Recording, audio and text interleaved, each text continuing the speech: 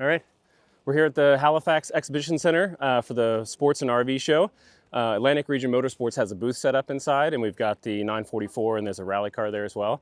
So we're going to pop in and see what's going on in here, maybe check out some exhibits, maybe taste a little moonshine. I don't know, we'll see. And we'll check out the Porsche and get a chat with Fraser. So let's head inside.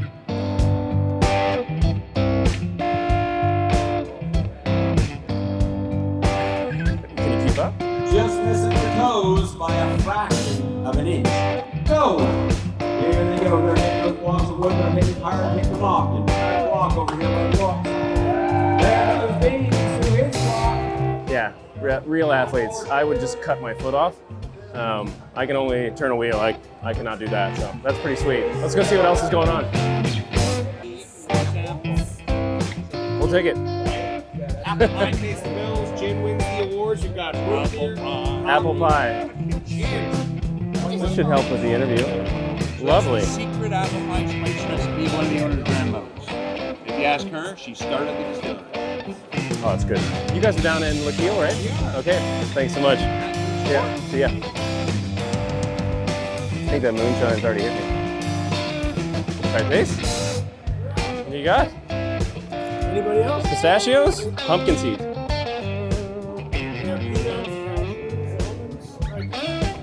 Sure. One for the camera guy? No? Thank you. All right, I gotta buy some fudge for the wife. All right, let's go. It's showbiz. I'm just focused on filming. Thank you. Thanks. You rolling? Should be. Traeger's. Yeah. Best barbecue ever. If you're into smoking briskets or ribs or anything like that, you gotta get a Traeger. I haven't tried actually your chili pepper vodka. You like it? Yes, I do. Okay. Oh joy. So Barreling Tide, they're right in Port Williams, just outside of Wolfville, and like phenomenal gins and vodkas and everything. So I haven't had their chili pepper, so we're gonna give this a try. Small sips.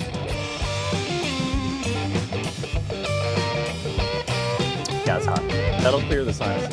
Perfect. This should make the interview even better. Right on. Thank you very much. Cheers. Ready? Sure. Oh. Should I? Can we put this in the race car? Is this FIA certified? SFI? Oh, that's nice. Actually, after a long day of racing, the Hans device kills my neck. So this is perfect. Looking game too. So I can sit on Gran Turismo while I have this apparatus hooked to me. Okay. All right. We got to move on. Thanks, brother. Yeah, no, I had a lot of that chili pepper vodka. So you have too much of that before race day, you're going to be sitting in the hot seat.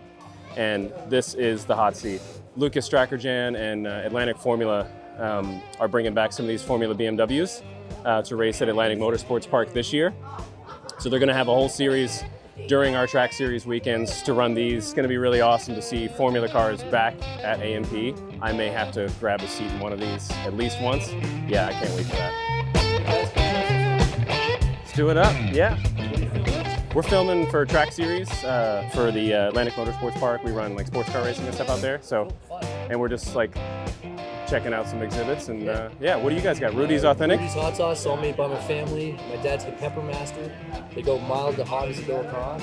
What's the hottest one? The best hot one is Candy Reaper Burn. Candy Reaper Burn. Sweet garlic with a nice gentle aftertaste.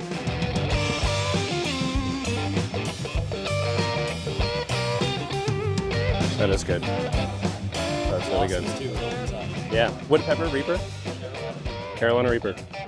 That was the world's hottest pepper, right? It was the world's. And now there's a new one, right? Pepper X. Pepper X, right. I've watched... Hot ones. Yeah. And the host of the show, Sean Evans, there's a picture of him holding one of my bottles. Really? Yeah. Right on, man. Well, check out Rudy's Authentic Hot Sauce. Are you guys local here in Nova Scotia? Yeah, Halifax. Yeah, out of Halifax. Great hot sauce. I've had these before, so right on. Thanks a lot. Yeah, man, you too. I don't know how I'm going to feel later on. Moonshine, chili pepper vodka, 5 samples of hot sauce. Should be a pretty interesting interview. Here, I was I didn't know when we were doing this, and I asked Libby when Peanut Butter Cup was going to hear. Oh yeah, nice. Yeah, I haven't heard that before. That's like, that was my whole name in high school, was Reese Peanut Butter Cups. All right, we're here with Fraser Murray. He is the wheelman behind this beautiful Porsche we got behind us. So we'll chat about the car in a couple minutes, but I just kind of want to get to know Fraser and his history and where he's from and all that. So I always start the questions off, as you've probably seen. Where are you from originally? So I'm from Scotch Village, Nova Scotia. It's near Brooklyn, 45, 50 minutes from Halifax. Towards like the valley, or? Yeah. Okay, right on. Yeah. And where you live now? Still there. Still there. Still there, yeah. Yeah. All right. Background in motorsports, like when did you get started? I know you did some karting and stuff back in the day. Yep. Doing like the Formula One journey, like working your way up, right? Well, so when I was 5, my dad built a dirt track in the backyard and a little dirt cart. Nice. And I don't think I had a choice with motorsports. They got me hooked quite young. Yeah. And then there's no stopping, right? When I was 7, started racing competitively with AMKA. Okay. Did that for quite a few years, won a few championships with them. Awesome. And then I think it was 2014 or 2015, moved to Italy for 3 years Wow. and raced 2 strokes there. Shifter carts or? No. Okay. So it's 1 gear, but it's a 100cc. And like road course stuff, right? Yeah. Yeah. Yeah. And it was wasn't one track like we do here. It was one weekend you're at one track, and then next weekend you're across the country and completely different circuit. Yeah. So, And it's a huge culture over there too. oh my God, yeah. How'd you do over there? Championship wins or anything like that? No. No, It's I wish. really competitive. I wish it was like if someone did well in hockey in Italy, coming to Canada. Right, it's like, yeah, I you gotcha, can kind of yeah. dominate there, but it's completely different level, right? Yeah. No, that I makes sense. I got humbled quite a bit. Right on. How old are you now? 21. 21. Was this your first experience at AMP, or how'd you get started Yeah. at Atlantic Motorsports? Right? This car. Yeah, but this car had a lot of problems. Well, kind of still does, but our rev limit was incredibly low. We had a lot of tuning issues, so kind of gradually got into it. Yeah. It wasn't straight away this car. Did you really. start lapping first, or No. you went straight into race? Went straight into this, yeah. Okay. Yeah. Ballsy. I like it. Yeah. A lot of guys get started like with a street car doing lapping around AMP and get their, I guess high performance driving school and get their license and kind of work up to that. But We did I think I did 2 sessions just to kind of, as we were building it, just to kind of get used to the track a little. But yeah, and as you'll see, it's not a stock 944. Did it always have the big boy motor in it? no, this was kind of a parts car for my dad's car. Okay. He also has a 944, has a LS V8 swap, in it. So this was the parts car for it, and stripped it, and Okay. So you've been 2 or 3 seasons now at AMP, right? season and a half in there was just kind of learning the car, trying to Right. figure out what was wrong with it. Yeah. So 2 seasons, Right fully, on. yeah. Any plans, changes for this coming season? Reliability. It's key. Reliability. Yeah. Car's fast. I know it's fast. It's hard to win when you're braking. Yeah. Yeah, and I've said this before, I do not go to the racetrack to work on my car in the paddock. I love working on my car, but when I go to the track, I am there to race, and having mechanical failures and stuff, it's no fun. You're only there for the day, maybe 2 days, and it's the worst. And if you oil slick the track down too, which I know maybe or maybe not, you've done that once or twice. Maybe. It's no good. It's no fun. But yeah, reliability, absolutely. So what have you Braking an guys- axle on the last lap from the lead kind of sucks. Coming around to get the one to go. So yeah, so you're 58 minutes into a 1 hour race and an axle breaks. That's disheartening. Yeah. It was Oh. going to be my first overall win, too. Well, at least you were in the front.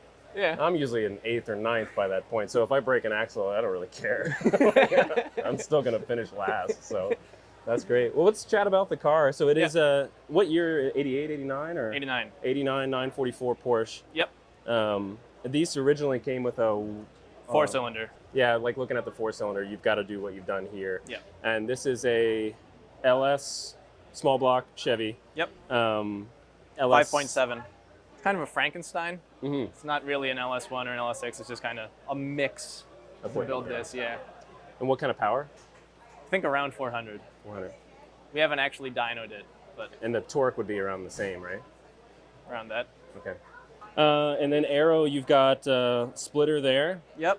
Right on. What's that made of?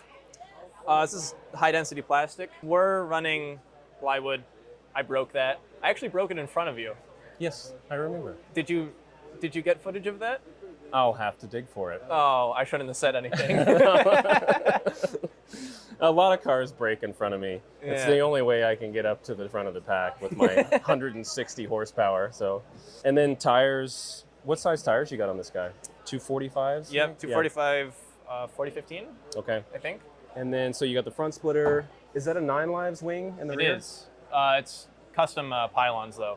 Okay. So I made those in CAD and had them cut out. Really? Yeah. The 9 lives, they probably didn't make the uprights for this car yet. You just bought like No. the wing base and then Yeah. just positioned it. What do you got going on inside? Just OMP, HTR, and that's a sick wheel. Is that a Hoonigan wheel or no? It is. Is it? I'm a little bit of a Yeah, Hoonigan fan Ken with the Block. jacket. Yeah, Yeah, man. Rest in yeah. peace, Ken Block. Yep. You got a fire suppression system in here as well, which is key. Yep. We talked to Brian yesterday, and he's got the nozzles on the driver and the engine. Which, Yep. if you ever get into a situation where you're upside down or not able to either get out or get to a fire extinguisher, to be able to pull your emergency is absolutely key. Yes. So your dad did a lot of the work on this and the wiring and everything, and Yes. right on. Yep. This is all him. Yeah. This is all him. Yeah, unfortunately, he couldn't make it. He got tied up with some stuff this morning. So, but that's all right. The car speaks for itself. It's absolutely beautiful. What are you running for lap times? Around 14. Minute 14. Okay. Yeah. So we want to stay in GT3. I know this car is way faster. We brought quite a few changes for the last race of the year last year, which I don't feel like I got the full potential out of. Well, your limited slip diff was kind of a limiting factor too. You didn't have a limited slip, right? Correct. You were kind of doing one wheel peels out of 2, And 9. yeah. I mean, that's a Yeah. lot of torque and a lot of power to only Yeah. have one tire putting it down. Yeah. Somebody was saying when you exit 2, you're in like what, 4th gear or something like that, just to keep Correct. the RPMs low. Yeah. Yeah. I do basically the whole track in 2 gears. It's just 4th and 5th. 4th and 5th. Yeah. With the LSD, I was able to do 3rd out of 2. How did you find the transfer from racing karts to getting into a full-size car? Well, full size. I say full size, but it's still small. But. Yeah. 2-stroke karts, I find, are way similar to this. Like, Yeah. well, they're a lot closer. The 4-stroke karts, it's all about conserving momentum, just being smooth. Whilst the 2-stroke kart, you kind of have to fight it. You can power out. You can and- power out. You have the power there. Right. With the 4-strokes, there's not much there. You have to conserve speed, being Right. really smooth. As far as like snappiness and stuff too, I know karts are known for being kind of oversteery. A little bit. Yeah. Yeah. This a little. I mean, it's all set up, but A how's this chassis for that? I guess. little understeery, actually. Really? Yeah. Before the splitter, really, because we ran quite a long time without a front splitter. 7 and 8 were hell. Really? It's high speed with the wing. The front gets light, and it's just understeer like crazy. Yeah. Yeah. You got a ton of downforce with nothing in the front. Yeah. So, did you find the front splitter helped a ton? Oh, massive difference. Really? I That's great. didn't get much time with it before I broke it, but it was actually where it was mounted, pulled through. Oh, okay. Yeah, so it just pulled through the plywood. Gotcha. Massive difference with the front splitter. Mhm. So much more front end grip. How often do you guys have to fuel for the JCM? Every pit stop? We can't do a full hour. I'm pretty sure. Okay. I think we're close. During the 1 hours that we normally do, I do have to stop for fuel. Okay. So Yeah, so you may be tight on a 3-hour endurance, unless Yeah. we had a bunch of yellow flags or something. yeah, which Which are common. Very common. Yeah. Unfortunately, it's usually an oil spill that causes it. Libby put me up to it. She said we're going to count how many oil spills we have that we talk about, and we're gonna ding them on the screen. Libby as said we go that, through. not Brian. Yeah, well, I think expect that more from they're, Brian They're than- working together on this, Yeah. I think. So, thanks so much for chatting on the car and Yeah. getting your backstory. I super Yep. appreciate it, and Yep. it's just good to get to know you and get to know your history on it, and look forward to seeing you pass and lap me multiple times this coming season. So, You should just get faster. that's right. Thanks, Fraser. See you, buddy. Yeah. I forgot the funny questions part of this. This is the whole thing that ties this in. I added a new one. What's your favorite corner at A&P? Not 4. I hate 4. Okay. Probably turn 1. Yeah? I think turn 1, yeah. Right on. Why? I think because, first of all, braking zone is quite difficult in it. Yeah. You really have to be confident in the brakes. And I think I have some more time to gain in there. Mhm. And I don't know how it's going to be after it's paved, but it's bumpy. And I like sticking my nose in there. Yeah. It's a good hunting ground for this car, and it's great to set up for turn 2 or turn 3. You know, Absolutely. Stick your nose a little in turn 1. Don't really go for it, but they take a tighter line through 2, and you get them in 3. Right? You can really play chess with that corner. Absolutely, and it's the first corner of the start, so like that's where a lot of the strategic like decisions happen. Is right there. So that's great. Yeah, I don't know how many people are going to choose turn 1, so that's good. What's the next question? Who do you think? Because we got a wide array of people on the grid. Who do you think is the funniest person on the grid? Doesn't have to be a driver. It can be Marshall or So just anyone at the track? anyone at the track. I like Brian's banter. Partridge. Brian Partridge. Okay. Yeah, Okay. I think he keeps me humble too. He doesn't let me forget about my mistakes and failures. He's very good at that, but he's very polite when he does it too. Sometimes. Sometimes. Yeah. He can be direct. I like his banter. He's All right. yeah. It's good. I agree with that. I agree with that. And any car guy that sits around and dreams about vehicles, there's always one car. If landed tomorrow, doesn't matter the price, doesn't have to be a race car, doesn't have to be anything. Any car landed, delivered tomorrow for free, what would it be?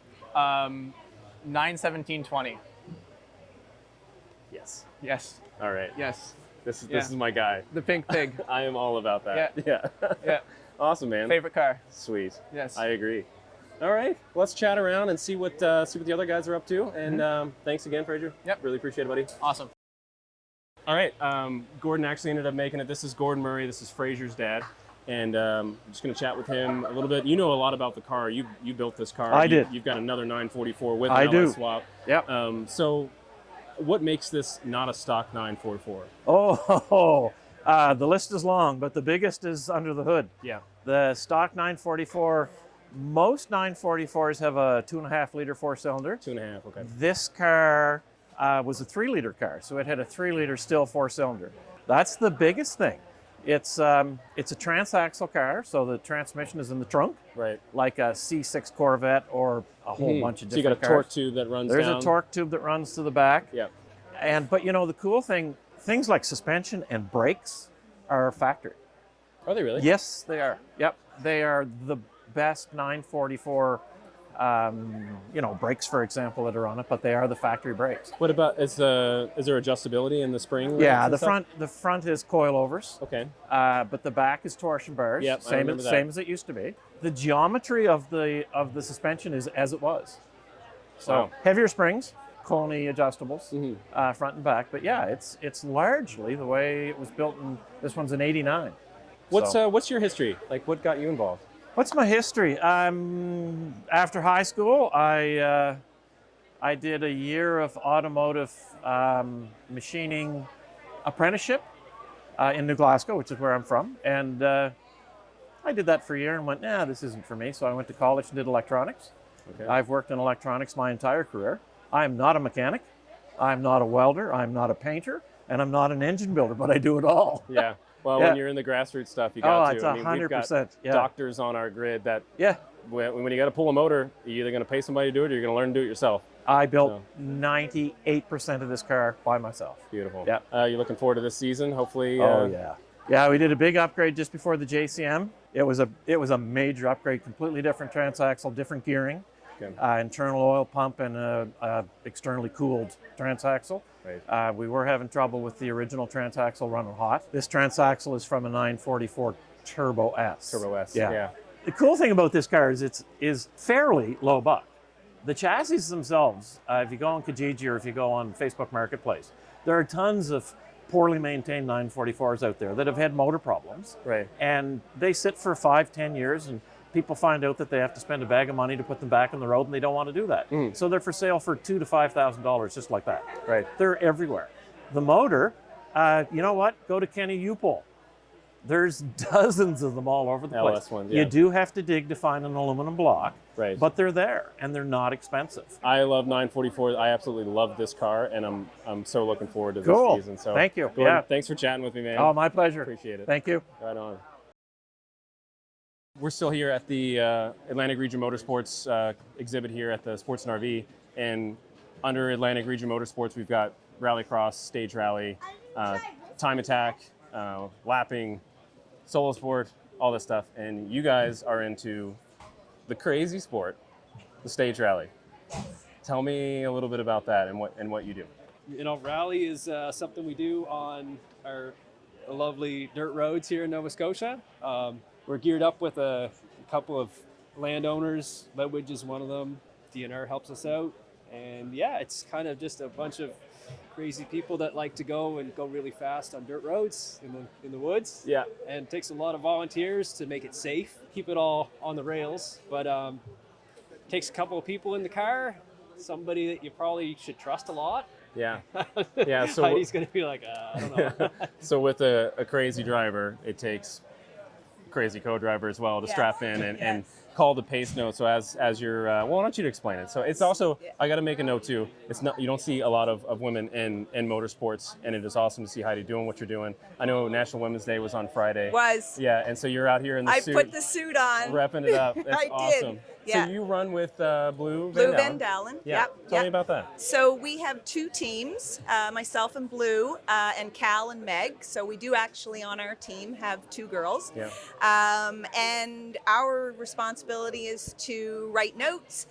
Pace notes is what they refer to them as. And because we need to be our driver's eyes ahead of time, so he knows how fast to go, he or she, because we do have female drivers, how quickly they're to go, what turns are coming up, etc. So they can basically go as fast as physically possible. But to John's point, they do need to trust us a great deal. Absolutely. Because a left when it should have been a right can be very bad. Very bad. Very bad, yes. Trees. Yeah, trees, Rocks. log roads, Yes. trucks, yeah. Volunteers are huge. We want to keep this alive, and without volunteers, we just can't do it.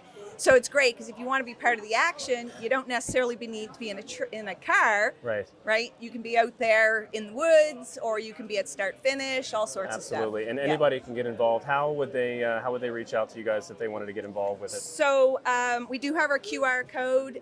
There are websites, Facebook. Our next event is June 1st at Ledwidge. And it's Bluenose Autosport Club? Bluenose Autosport. Bluenose Autosport Club. Awesome. So, and how many stage rallies are there this year? There's going to be 3, but we are also going to Bay de Chaleur to compete in Quebec. Awesome. So we represent. Yeah, so, that's great. Yeah. That's a drive out there too. Yeah, there was it was a full event. I think it was 50 cars at the event. Yeah. And it was quite something to see, sort of with the rebound of sort of the pandemic, with a field of 50 cars. We had 5 Nova Scotian cars in Quebec. So it's about, is it just over an hour north of Campbellton? Okay. So it's not crazy far away, and it's always a great party. It's always a great show. They got the DJs and the fog machines, and Sweet. They make a big deal out of it, and people from Mexico showing up with like crazy little like WRC cars that we don't even know what they are. Like it really adds to it. So, well, good luck this year, and thanks for chatting with me. And so check them out, Bluenose Auto Group, Autosport Club. Autosport Club. And try to get involved. If you're interested in stage rally, like jump on there, get in touch, and go out and watch some really awesome cars blast through the woods. Blast through the woods. So thanks for chatting with me, guys. All right. Appreciate it. Thank you. Yeah. Cheers. My name is Dawn Negus. Okay. And what are you up to? What are you doing with the flags? So I'm a race marshal, and marshalling are the folks that stand on every corner of the racetrack. We watch all the racing very, very closely, and we're constantly communicating with each other, watching for racing incidents. So when there's a racing incident, we typically would fly the yellow flag, and if the race has to be stopped, we would fly the red flag, and there are a series of other flags as well. If there's an oil leak, then you would throw a debris flag, and sometimes a red flag, usually a red flag with, depends on the amount of oil. It depends on the amount, yeah. So a debris flag, we also call it the bacon and eggs flag because it's striped. And what we would do after the debris flag is flown, we would sort of assess how dangerous that debris is on the track. It could be oil, it could be a part of a car. And the green flag's what we want. The green flag's when we're having fun. So, but we love to have volunteers come out and learn how to marshal. It's a really important aspect to our track. And if you're interested in something like that, get in touch with us here at Track Series, or ARCCA is the so if you look up ARCCA ARCCA, which is the Atlantic Region Race Control Association. Our contact information can be found there. Send us an email. You can come volunteer every day if you want to, or you can just come out and just try it for a day. We're very happy to have folks come out and just give it a little bit of a try, see if it's for them. Yeah. And it's a front row seat. It is. It's the best seat in the house. Front row. Yeah. Awesome. Thanks so much for chatting with us. You're very welcome. Alrighty. Thank you. Cheers.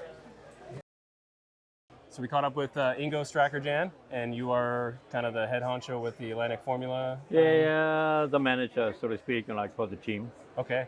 You guys are going to be running these Formula cars this year at Atlantic Motorsports Park? Yeah, as a rental, so to speak. Like we do Tuesday and Wednesdays, like open days, like practice for people, like who have never been in Formula cars. Yeah. And on Sunday, on the race day, like a full race program. Anybody can jump into these things, I guess? Yes. Preferably with experience in motor racing. No, like the Tuesday and Wednesday we designed so that if you have no experience and you always wanted to be like a Formula driver, so you can go in, we have a kind of a school program. In the morning, like you learn a little bit about the car, about shifting, clutching, as it's all different, like from normal street cars. Absolutely. And then in the afternoon, you do the Follow Me program. And then if you're really good, like a Michael Schumacher, or Vettel, or Lewis. Keep going. Yeah. Did he say Max? He didn't say Max. Oh, yes. Sorry about that one. That's good. It's a running joke about Max. Yeah. Anyways, go on. And I'm not Dutch. Yeah, if you're then good, like we let you go, limited RPM, but you can basically go 150, 160 on the back street. So lap times, roughly, what you guys estimate? Numbers? The fastest one we did with Gabi Chavez. I don't know, like Indy driver and so on. He did a 104.5, I think. Wow. Yeah. That's fast. It is fast. Yeah. Yeah. And this is a Formula BMW? It's the original Formula BMW, as they had in the series, like in the Formula BMW series in the UK. As you can see there, Formula UK Championship in Germany and in North America. And your son Lucas is involved with all the racing and the team Yeah, as Lucas well. is basically the engineer. Yeah. Yeah. Awesome. Well, I'm really, really looking forward to having you guys at AMP and seeing these things go around. Thanks a lot. Yeah. If people subscribe to my YouTube channel and I can get money to buy a GT3 RS, and maybe I can afford to jump in one of these seats, but it's not too awful expensive. I looked at your pricing and like, it's very affordable to get into one of these cars. Really? So. I don't know how you guys are making any money on it. No, we don't. Yeah. It's just to kickstart Formula racing again, like in Halifax. Absolutely. Or in the Maritimes. Yeah. So there are a lot of people, like who have Formula Vs, who have Formula 4, F2000 and so on, like still in the Maritimes, like they're sitting in the basement. Yeah. But nobody does anything anymore. So kind of, if we have the 5 cars running, 2 more cars coming, 3 more cars coming, interest, Pull them out of the woodwork and get them involved. That's right. Yeah. Like old people like us, like us. I mean, Well, like not you. I'm getting there. I feel old. They will all come out. I hope so, Yeah, that's the plan. Yeah. Yeah, looking forward to it. Thanks, Ingo. Hey, no Appreciate problem. it, buddy. Right See on. you guys. Yeah. Brian, What's up? you haven't done what I thought you were going to do. What? What's Where's that, buddy? Where's that? There it It's is. there. All It's right. there. I wanted It's to make there. sure. Fraser, you guys interviewing him. He had a great year, I thought. He had a lot of hard luck. He had so much hard luck, actually, that he couldn't even win the hard luck award this year.